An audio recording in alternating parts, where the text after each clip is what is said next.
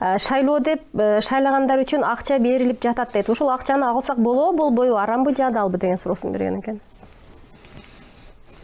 Муну негизи муфтиятка беришиңер керек эле да. Арам адам Сиздин жеке оюңуз. Мен мындай деп айтам. Адамдын анын үстүнө мусулмандын татыктуулугу бар. Татыктуулугу эмне?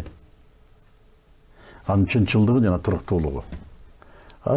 Чынчыл адам, ал чын сүйлөгөн адам жана туруктуулукта турган адам ишенимге татыктуу адам. Анын Кудай алдында татыктуулугу жана мен айткан, мени Кудай жараткан, Курай жараткан эмес деген. Ар нерсени ала бербейт, ар нерсени жей бербейт, ар жерде жата бербейт, ар ким менен сүйлөшө бербейт. Ар нерсени кыла бербейт. Ал дининде бар нерсени кылат. Мына ушул мусулмандын татыктуулугу. Ал эми мусулман болбосо дагы, адам болсо да, анын мындай адамгерчилиги бар да. Ал жоктен добушун сатпайт да. Мен ушуну билем. Анын ар бир көз ирмеми добуш эмес. Ар бир көз ирмеми, ар бир алган деми анын татыктуулугуна бир каражат. Аны көрүнгөнгө сата берсе, эмнеси калат?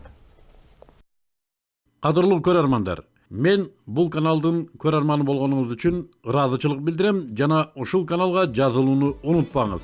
Айтмакчы, башкаларга дагы сунуш кылып коюңуз.